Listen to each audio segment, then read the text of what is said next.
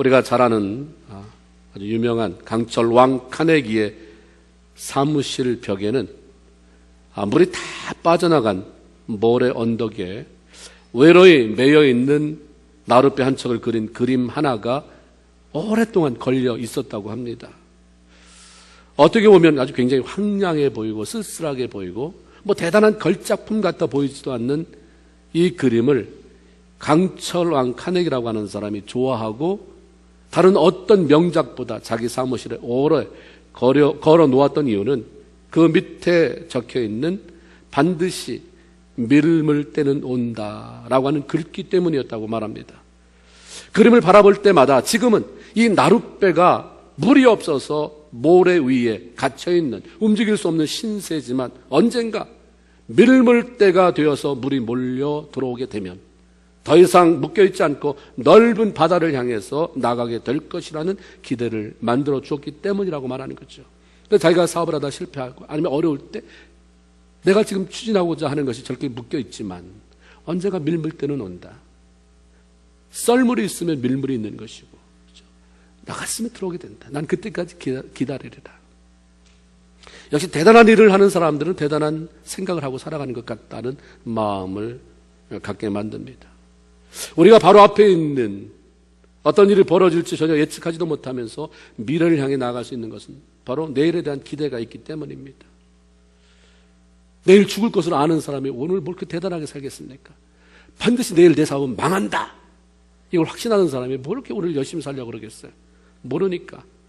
모르지만 내일은 더 잘 될 것이다라고 하는, 더 좋아질 것이다라고 하는 기대가 있기 때문입니다.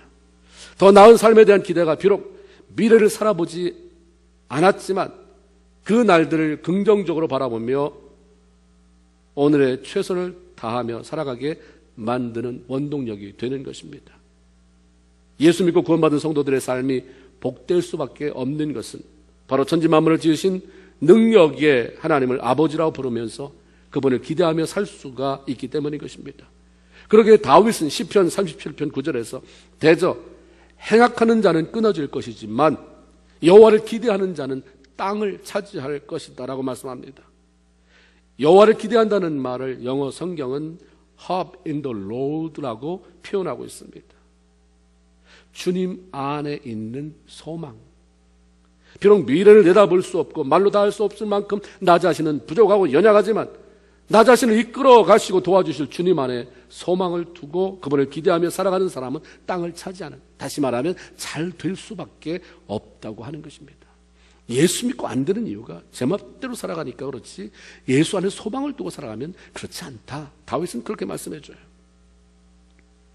시편 146편 5절에 보면 야곱의 하나님으로 자기 도움을 삼으며 여호와 자기 하나님에게 그 소망을 두는 자는 복이 있도다라고 말씀하시고, 사도 바울은 로마서 12장 12절에서 소망을 가진 자만이 즐거워할 수 있다. 소망 중에 즐거워하며라고 말씀합니다.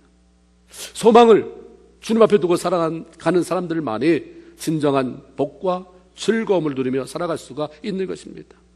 잠언 29장 18절에 보면 묵시가 없으면 백성이 방자에 행한다는 말씀은 사람의 마음의 계시적인 말씀, 하나님의 말씀으로 말미암아 주어지는 소망이나 꿈이 없으면 내일에 대한 기대가 없기 때문에 망할 짓을 하며 살다는 거예요. 내일에 대한 꿈이 없기 때문에 오늘 방자에 굉장히 망할 짓을 하면서 살아간다. 그런데 오늘 본문을 통해서 우리만 하나님을 기대하는 것이 아니라 하나님도 우리에게 대한 기대가 있다는 사실을 말씀해 주고 있습니다. 우리가 하나님께 거는 기대는 하나님으로 인해서 더 복된 삶을 살아가고 그가 하나님 때문에 우리의 삶이 더 풍성해지고 하나님을 더 기쁘게 해드리는 사람으로 변해가는 것들입니다. 그러나 하나님께서 우리에게 거시는 기대는 우리가 하나님의 영광을 위한 멋진 사람으로 변화되는 것이고 하나님께서 우리에게 주신 모든 가능성들을 마음껏 발휘해서 인생을 성공적으로 살아가기 원하시는 것입니다. 그런 기대가 있기 때문에 하나님은 우리를 도와주시고 우리를 기다려 주시고 기대해 주시는 것입니다. 오늘 본문에는 베드로가 처음으로 예수 그리스도를 만나는 장면이 소개되고 있습니다. 베드로의 동생 안드레가 자신의 스승이었던 세례 요한을 통해서 예수님을 소개해 받습니다. 보라, 세상 죄를 지고 가는 하나님의 어린 양이로다. 그때 안드레는 그분이 바로 자신들이 그토록 기다려왔던 메시아고 하나님이 보내신 구원자라는 사실을 깨닫고 감격해서 자원함으로 예수님을 따르는 자가 되었습니다. 그리고 이 소식, 이 기쁜 소식, 이 감격의 소식을 제일 먼저 가지고 찾아간 사람이 바로 자신의 형제 베드로였습니다. 베드로에게 가서 우리가 메시아를 만났다 라고 전해주며 자기 형제를 예수님 앞으로 데리고 나갔던 거죠. 베드로가 예수님 앞으로 나가서 그분을 만났을 때에 예수님은 전에 베드로라고 하는 사람을 한 번도 개인적으로 만난 적이 없었을 터인데도 불구하고 그를 보자마자 이렇게 예언적인 선포를 하십니다. 내가 요한의 아들 시몬이니 장차 게바라 하리라. 네가 요한의 아들 시몬이지만 앞으로는 너 게바가 될 것이다. 시몬이라고 하는 이름 속에는 변덕이 심한, 감정 조절이 잘 안 되는, 이 소리 저 소리 듣고 잘 흔들리는 이런 사람이라는 부정적인 의미가 있습니다.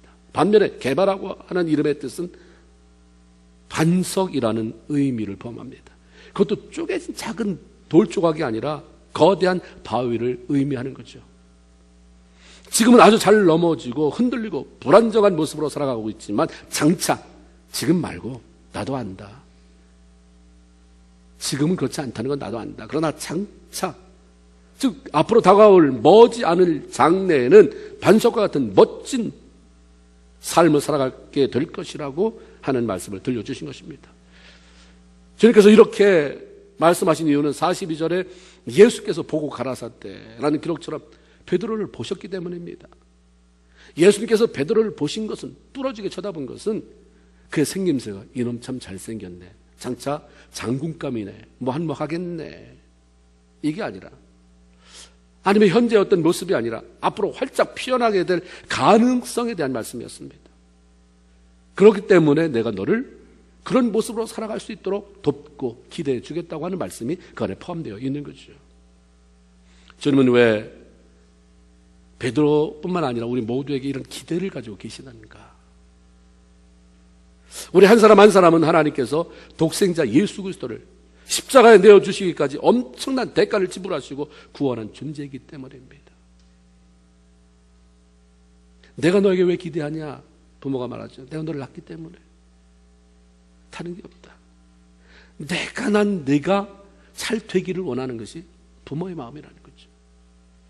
그래서 이해해주고 또 참아주고 기다려주고 기대해주고, 다른 사람 모두는 저게 사랑꼴 되겠나 해도 그 어머니만큼은, 그 부모만큼은 지금은 이렇지만 앞으로 분명히 하나님이 아이를 쓰실 것이다, 앞으로 더 나아질 것이다 라는 기대를 해주는 거예요. 우리 주님도 마찬가지입니다. 우리를 낳기 때문이에요. 예수 그리스도라고 하는 엄청난 대가를 지불하고 우리를 낳기 때문입니다.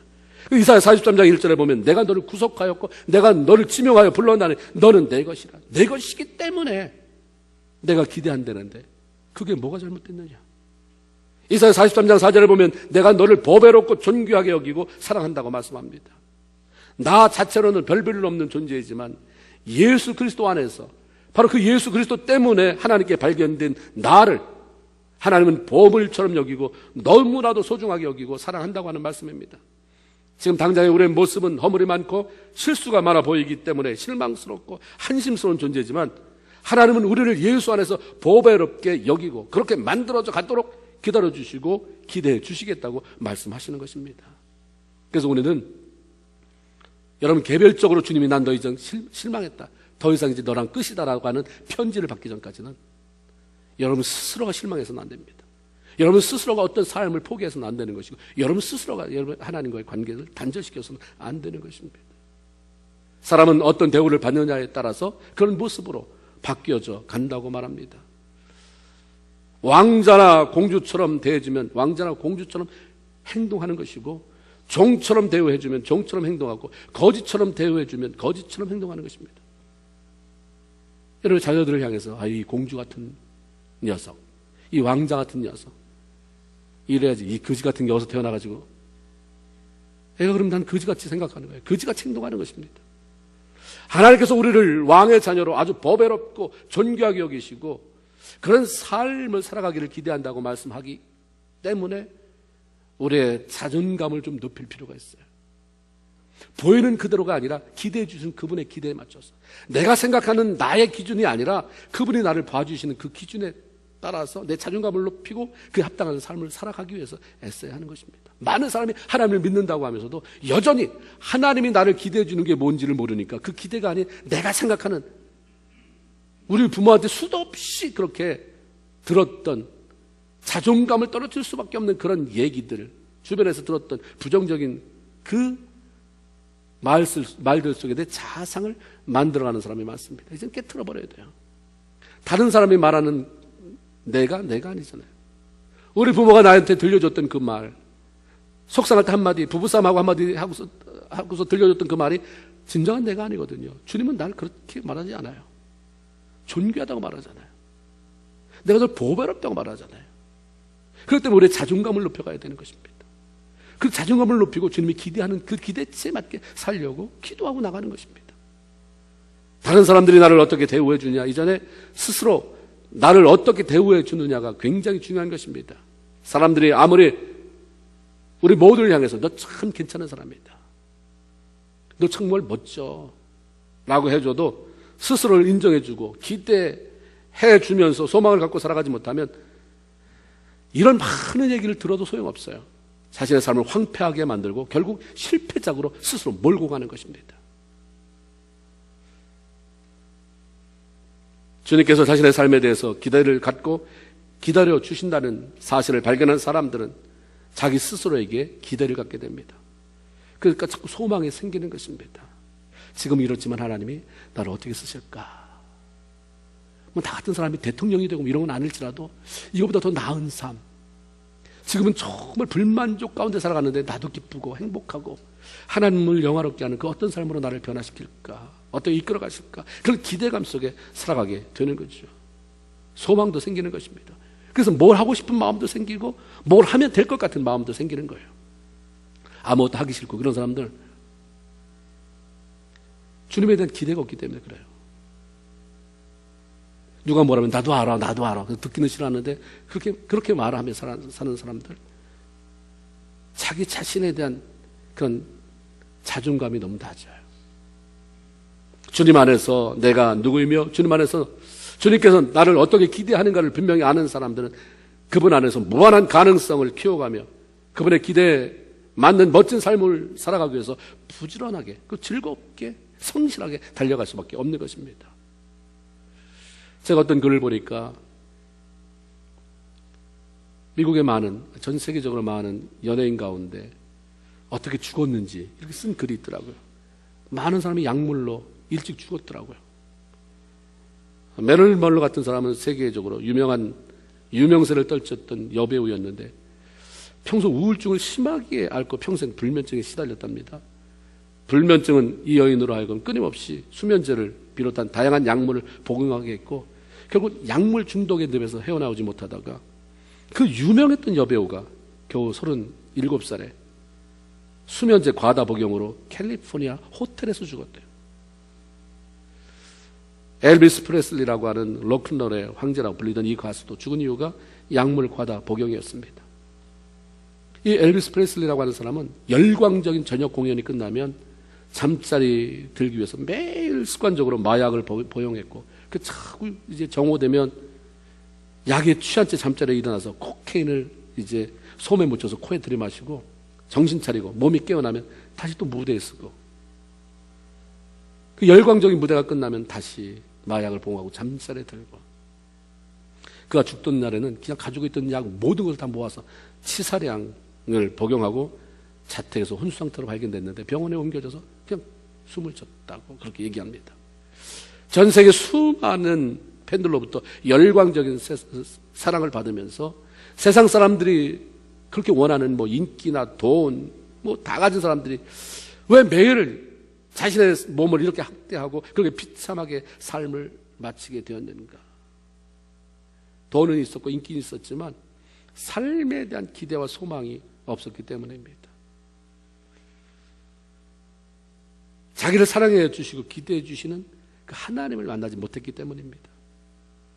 하나님 안에서 자신이 얼마나 소중한 존재이고 내가 얼마나 살아갈 만한 가치가 있는 존재인지를 발견하지 못하면 삶의 의미가 있을 수 없어요. 그냥 교회 나온다고 저절로 생기는 건 아니잖아요. 주님을 만나야 돼요. 이런 분이구나, 주님이. 이런 분이라면 내 인생을 걸어볼 만하구나. 이게 경험되어지고 그래야 그 안에서 기대가 생기고 소망이 나는 거지. 교회만 왔다 갔다 해서 된다는 게 아니죠. 많은 사람들이 예수를 제대로 만나지 못해서 교회를 나오면서도 불안하고 우울하게 살아가는 사람들이 참 많이 있습니다. 우리가 참 중요한 것은 주님을 제대로 만나는 것입니다. 그분이 얼마나 나를 사랑하시는지, 얼마나 부족하고 연약하고 모두가 다 너는 안 된다고 하고 나는 무능하다고 쳐다보지도 않고 외면하는데 주님은 얼마나 나를 그렇게 응시하시고 바라보시는지를 발견하게 되면 그 안에서 소망이 생겨나는 것입니다. 바로 소망을 사람들에게 두지 말고 사람들이 인정하는 거에 두지 말고 죽기 두므로 말미암아 그 주님 안에서 살만 나는 생을 살아가는 저와 여러분 모두가 되기를 주님의 이름으로 축원을 드립니다. 특별히 하나님의 기대 속에 있는 사람들은 하나님이 자신에게 주신 그런 가능성들을 마음껏 개발하고 펼쳐 나가야 합니다. 하나님께서 인간에게 주신 커다란 선물 가운데 하나가 가능성이라고 하는 것입니다. 가능성이라고 하는 것은 무엇인가를 해낼 수 있는 잠재되어 있는 능력을 말합니다. 하나님은 이미 인간에게 무한한 가능성을 주셨고 주신 가능성을 확인하시고 그것을 인정하셨습니다. 창세기 2장 19절에 보면 하나님이 흙으로 들의 각종 들짐승과 공중의 새를 지으시고 아담을 불렀어요.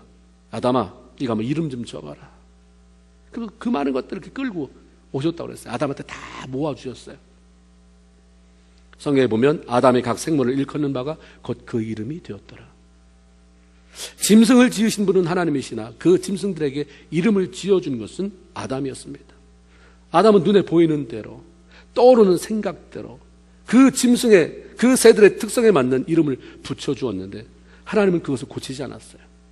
아무래도 넌 그렇게 생각하냐? 내가 볼 때는 내가 이것을 만든 작품을 만든 자의 그 작가 입장에서는 그거보다 이게 더 낫겠다. 이렇게 하나도 수정해 주지 않았어요. 그냥 그대로 다 억셉하셨어요. 받아들이고 그대로 그 이름을 부르고 사용하셨습니다. 하나님께서 인간에게 부어주신 잠재적인 능력들을 사용하고 개발할 기회를 주셨던 것이고 그것을 인정해 주신 거죠. 성공적인 인생이라고 하는 것은 믿음을 가지고 하나님께서 나에게 주신 그 잠재된 가능성을 끊임없이 개발해 나가고 펼쳐가는 것입니다.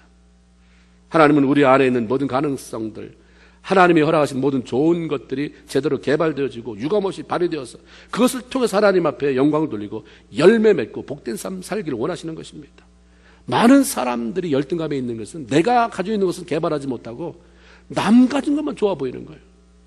그리고 그가 가진 좋아 보이는 것도 그 사람이 얼마나 많이 기도하고 괴로워하고 땀 흘리고 애써가면서 가꾼 건지를 모르는 거예요. 현재 나타난 것만 보고 왜 나는 저런 게 없나? 왜 난 이렇게 살아가는가?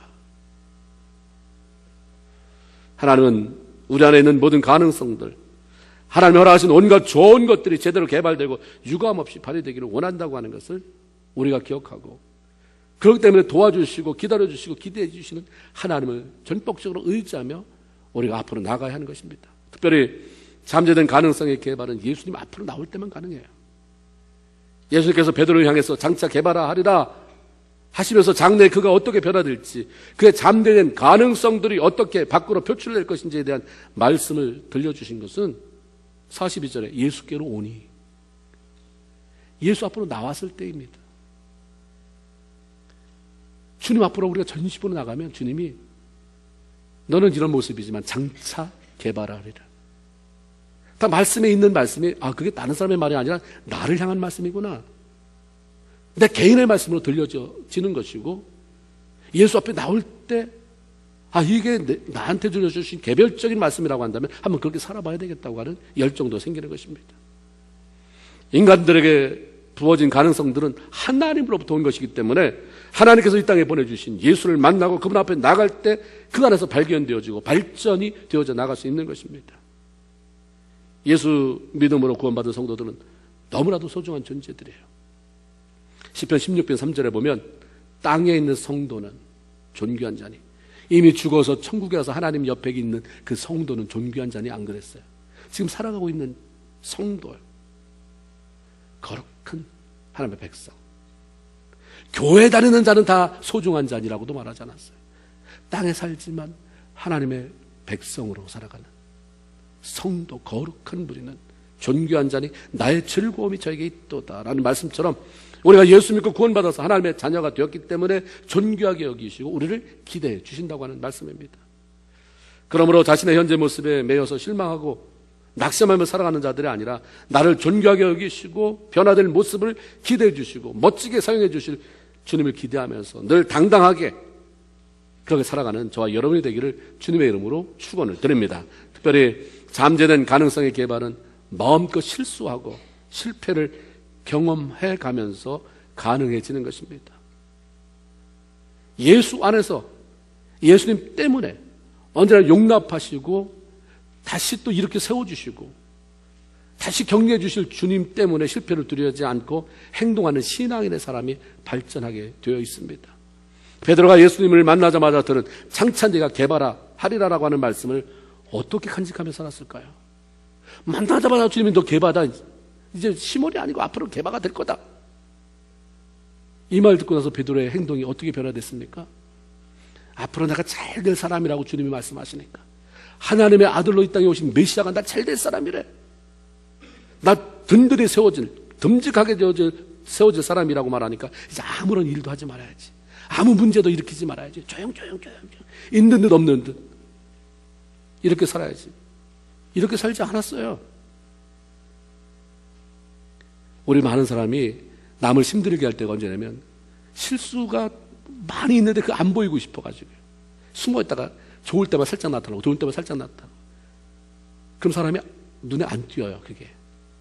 주님 눈에 많이 띄려면 실수가 많아야 되잖아요. 실수가 많다는 것은 액션이 있다는 거예요. 아무것도 안 하다가 한마디 싫어 들어갔다. 좋아. 한참 너 왜 그러니? 이런 말만 하려고 나타나면 도대체 주님 눈에 뭐가 띄우겠어요? 근데 베드로를 보면 끊임없이 주님 눈에 띄었어요. 주님 눈에 띄는 게 다 그때마다 칭찬받았습니까? 주는 그리스도시요 살아계신 하나님의 아들이십니다. 그거 외에는 다 천덕꾸러기처럼 책망받은 것 같아요. 가만히 있지 못했어요. 그는 마음껏 실수하고 수많은 실패를 경험했습니다. 예수님의 12제자 중 하나가 되어서 생활한 이후로도 오랫동안 반석과 같은 면모를 보여주지 못했습니다. 하나님이 예수님께서 반석이 된다는데 저 인간은 언제 반석이 될 거야? 안 변했어요. 오히려 실패를 두려워하지 않고 솔직하고 거침없는 행동을 하면서 살아갔습니다. 풍랑이 몰아치는 밤에 물결으로 걸어오시는 예수님을 보고서 예수님, 정말 예수님이면 나를 물 위로 걸어오라고 명령해 주십시오 라고 큰소리치고 지금 오라고 하니까 나갔습니다. 갑자기 주변을 보다가 무서워지니까 바닷속으로 빠져가면서 주여 살려주세요 아우성치는 허우적거리는 망신스러운 모습을 보이기도 했습니다. 다른 사람이 잘못하면 몇 번이나 용서해야 될까요? 7번이면 족한가요? 이거는요 베드로가 몰라서 물어본 게 아니에요. 그 당시에는 3번이에요. 3번. 모든 게 3번 하면 많이 하는 거예요. 우리나라도 3번에 대한 게 있잖아요. 참을인자 3번이면 뭐 살인을 면한다. 3번이면 아주 충족하게 많이 한 거라고 생각한 거예요. 그래서 자기는 뭐 7번까지 할 만해요. 그러니까 주님 몇 번이나 용서할까요? 7번 하오니까 나는 할 수 있는데 이 말이죠. 뽐내는 거예요. 자기 자랑의 기회를 만들어 보고 싶은 것입니다. 왜? 7번 너는 몇 번 하는데 나 7번 하니까 하는 소리죠. 이러고 싶었는데 주님이 대답을 이상하게 하시는 거예요. 7번뿐만 아니라 70번씩 7번까지라도 해야 된다. 아주 망신당하는 거죠. 용서하는 일에는 끝이 없다라고 하는 또 예수님의 답변을 들을 수 있게 만들어줬어요. 베드로의 실패가 많은 것을 깨닫게 또 열어줬어요. 예수님께서 내가 닭 울기 전에 3번 나를 부인하리라 하셨을 때도 말은 그 누구보다도 당당하기에 절대로 그런 일이 없습니다. 다른 사람은 다 달아날지라도 나는 끝까지 주님 곁에 붙어 있을 것입니다 라고 해놓고 자기 목숨이 위태로 진짜 비겁하게 예수를 저주하면서 3번씩이나 부인하면서 누구보다도 먼저 도망치고 말았습니다. 그 실패는 주님을 사랑하지 않아서가 아니에요. 성숙하지 못해서 그랬던 거잖아요. 우리가 실패할 때 뭐 주님 배신하려고 하다가 실패합니까? 잘 해보려고 하는데 안 돼서 그러잖아요. 성숙하지 못했고 자기에게 주어진 가능성이 제대로 개발되고 다듬어지지 않았기 때문이었습니다. 이러한 반복되는 실패는 베드로로 하여금 주님을 더 의지하게 만들었습니다. 뭐 하면 될 것 같은 이런 게 이제 다 죽었어요. 다 죽어가게 됐어요. 하나님이 어느 날 은혜 줘서 내가 죽어지는 게 아니라 내가 실패가면서 배우는 거예요. 실패가면서 나 아니구나. 근데 실패를 하나도 안 하고 고운 모습으로 나타내려니까 겉은 빤들한데 속이 텅 비어 있는 거예요. 아무것도 없어요. 그런 거 속으면 안 되는 거예요. 겉은 빤들한 것 같은데 실패를 경험하지 않고, 그렇죠? 바닥을 쳐봐야 돼요. 바닥을 쳐봐 방진상을 달아봐야, 그래서 올라와야 다른 사람이 그러면 안 됐다 불쌍히 기도하는 거지, 그렇지 않으면 다 비난하게 돼 있어요. 이러한 실패 속에서 베드로는 자기를 발견하게 된 거죠. 아무것도 아니다. 돈을 더 의지하게 됐어요. 갈망하게 되었고 오순절 마가에다 모여서 전심으로 기도하게 만들었습니다. 그리고 성령의 충만함을 덧입었을 때 비로소 주님께서 기대해 주셨던 반석과 같은 모습에 주님의 제자로 견고하게 세워질 수가 있었던 것입니다. 그 견고한 믿음을 가지고 초대교회 하나님의 백성들을 이끄는 영적인 지도자가 되어서 위대한 일을 감당해 나갔습니다. 교회사의 기록에 의하면 그는 예수님의 구원의 복음을 위해서 십자가에 바로 죽는 것도 나는 과분하다. 주님이 그렇게 죽으셨는데 나는 그것도 그렇게 하면 안 된다. 그래서 십자가에서 거꾸로 매달려 죽었다, 순교했다라고 하는 그런 야사들이 있습니다. 베드로에 대한 주님의 기대는 결코 헛되지 않았습니다. 하나님을 사랑하고 주님의 마음에 들게 하려다가 경험되어지는 실수나 실패는 우리의 삶을 더욱 강건하게 만들고 더 발전해 나갈 수 있도록 돕는 것입니다. 우리의 힘이 얼마나 연약한지를 깨달아 주님을 의지하게 만들고 진정으로 주님을 기쁘시게 하는 사람으로 성장하게 만들어주는 것이죠. 달란트의 비유에서 5달란트, 2달란트, 1달란트를 맡은 사람들이 나오는데 5달란트, 2달란트 맡은 사람은 주님이 칭찬해요. 야, 착하고 충성된 쪽이다. 수고했다. 더 많은 것 너희가 얻게 된다. 그런데 1달란트 받은 사람은 책망했습니다. 이 악하고 게으른 조가 무엇이 문제였냐면 1달란트 맡은 사람의 실패를 두려워하는 소극적인 태도 때문이었습니다. 주님은 꼭 이윤을 남기라고 1달란트 맡겨준 게 아니거든요. 이것 가지고 자기가 맡은 것 가지고 자기 주인을 기쁘시게 하기 위해서 무언가를 해보라고 하나님이 주신 것이에요. 그 주인이 준 건데 그냥 땅속에 파묻어 버렸어요. 그러니까 아무런 열매가 없어요. 우리 주님은요, 시도해보기를 원해요. 실패를 두려워하지 않고, 그래서 주님을 사랑하기 때문에 자꾸 뭔가를 해보는. 그렇죠? 그래서 주님을 사랑함으로 시도하다가 실패한 것은 주님 보실 때 실패한 것도 아니고, 그건 악한 행위도 아닌 것입니다. 여러분 잘 아는 대로 혼다라고 하는 자동차 회사가 있잖아요. 그 회사가 계속해서 발전해 나간다는 보고가 있어요. 많은 그런 제품들이 출시가 되어지고요. 그렇게 계속적으로 발전할 수 있는 이유 가운데 하나는 직원들이 마음껏 실패할 수 있는 회사 분위기 때문이라고 말합니다. 창업주 혼다 소이치로는 그 소신이 그런 거예요. 성공률 1%만이라도 진정 개발하고 싶은 것이 있다면 마음껏 개발해봐라. 1%의 수많은 돈을 투자할 수 없잖아요. 그래서 정말로 네가 이걸 해보고 싶으면 성공률 1%라도 그거보다 미만이라도 해봐라. 그리고 그 회사 안에는 올해 실패왕 제도라는 게 있답니다. 그에 가장 많은 것을 개발을 하기 위해서 시도해보다가 가장 많이 실패한 사람, 그 사람에게 100만 엔을 상금으로 지급을 한대요. 실패가 존중되는 회사이다 보니까 끊임없이 사람들이 혁신하는 거예요. 새로운 제품들이 쏟아져 나오죠. 3M 같은 것들도 1년에 6만 개의 창조적인 그런 아이디어가 나와서 그 중에 많은 것들이 이제 제품화되고 그래서 매출을 올리게 된다고 말하죠. 그래서 거기서 15%의 시간은 네가 근무하는 15%의 근무는 회사를 하지 말아라. 네가 하고 싶은 거 아무거나 해봐라. 아무거나 시도해봐라. 실패하지 않으려고 좋은 모습만 보이려고 하다 보니까 여기까지 차는 거예요. 그러다가 이제 한번 쏟아붓고 부딪히고 어디로 잠적해버리고 내 이미지 버렸기 때문에 가는 거예요. 누가 나를 어떻게 해서가 아니라 내가 스스로 이미지를 버려놨다. 그러니까 못 견디는 것입니다. 그러니까 그 공동체에서 사라져버렸다가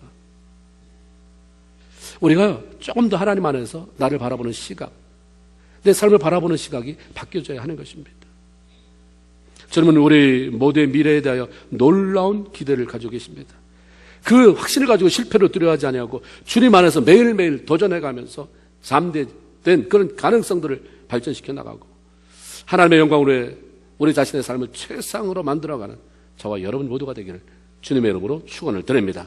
특별히 우리가 알아야 할 것은 나만이 아니라 예수 그리스도 안에 있는 모든 사람들이 다 주님의 기대 안에 있는 사람들이라고 하는 사실입니다.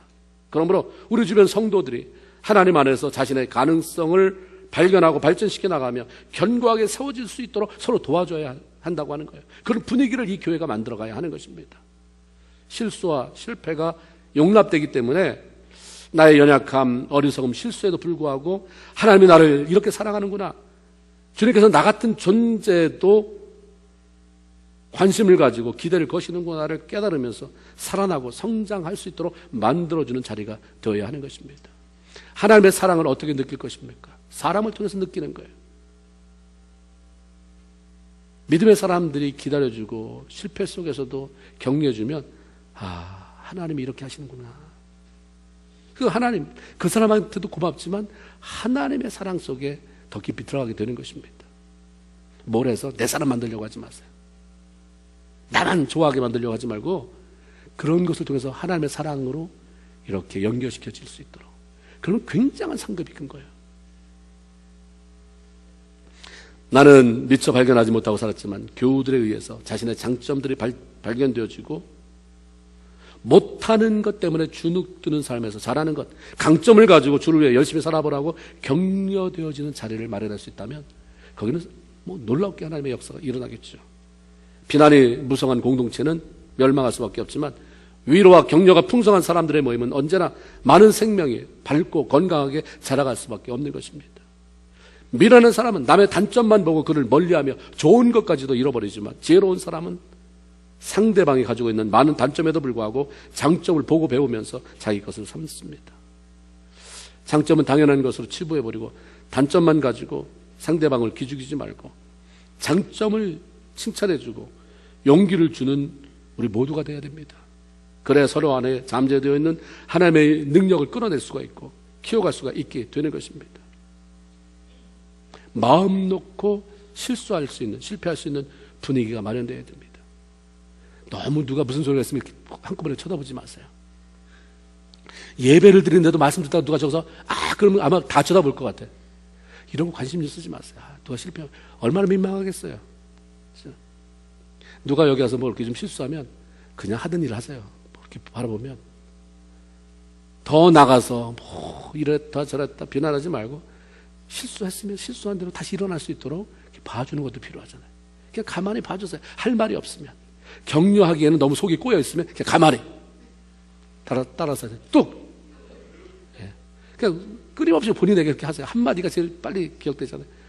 그런 격려할 말 능력이 없으면 그냥 뚝에 뚝 닫고 있어도 자체적으로 회복이 돼요. 예. 교회는 대단한 사람이 모여서 대단한 일을 마련하는 게 아니라 다 깨지고 찌그러진 사람들이 와서 하나님 앞에 회복되면서 실패를 경험해가는 가운데 하나님의 작품으로 만들어가시는 것이고 대단한 하나님의 사람들로 세워주는 줄로 분명히 믿습니다. 그래서 여러분의 협조가 필요한 거예요. 나도 그랬어가 참 좋잖아요. 나도 옛날에 힘들었어. 나도 그렇게 많이 넘어졌어. 지금도 그렇지만 옛날엔 더 했어. 그래서 편안하게 실패할 수 있도록, 편안하게 실수할 수 있도록. 평생 동안 우리 교인들이 나는 실수한 걸 너무 좋아해. 실패한 걸 너무 좋아해서 실패 속에 있는 사람, 그런 바보 머저리 같은 사람이 어디 있겠어요. 저렇게 나를 힘주고 격려해 주니까 빨리 일어나서 좋은 모습 보여줘야지. 이게 우리 안에 있는 거잖아요. 하나님은 거친 나무 같은 베드로에게 왜 멋진 제목이 되지 않느냐고, 왜 당장 변화되지 않느냐고 야단을 치시기보다 장차 조금만 더 기다려라. 주님 그렇게 나한테 말씀하셨는데 나 왜 안 변하나요? 그런 성경에 그런 얘기는 안 나오지만 아마 혹시 물어봤을 수도 있을 것 같아요. 내가 장차라고 그랬지? 지금 말고 좀 기다려봐. 좀 기다려봐. 좀 기다려. 붙어 있었잖아요. 주님 앞에. 떨어져 나가면 땡이에요. 근데 붙어 있었어요. 붙어 있으면서 시간이 가니까 결국은 하나님이 기대하는 그런 멋진 모습으로 변화되어 왔어요. 마찬가지로 주님은 우리 각 사람에게도 기대를 거시고 기다려 주십니다. 스스로에 비춰진, 내 눈에 비춰진 나의 모습이 좀 실망스럽고 이런 모습으로 언제까지 내가 이런 모습으로 살아가야 될까? 이런 모습으로 하나님 앞에 쓰임 받을 수 있을까? 한심스러울 때가 많이 있지만 주님의 시각으로, 주님이 말씀하신 그 시각으로 우리를 바라봐주고 소망 중에 살아갈 수 있어야 하는 것입니다. 그리고 남이 조금 마음에 들지 않는다고 화내고 삐치고 시험 들고 이러지 말고 주님이 나를 기대해 주시고 기다려 주시는 것처럼 저 사람도 언젠가는 멋진 인생이 될 것이라고 하는, 멋진 신앙인이 될 것이라고 하는 그런 기대를 가지고 기다려주면 그도 변하게 되어 있습니다. 그것이 배우자든 자녀든 아니면 옆에 있는 우리 성도든 마찬가지예요. 이렇게 해서 결국은 나도 살고 남도 살려내는 그런 아름다운 성도, 아름다운 교회로 성장해 갈 수 있게 되기를 주님의 이름으로 축원을 드립니다. 기도하겠습니다. 우리 한번 기도합시다. 하나님,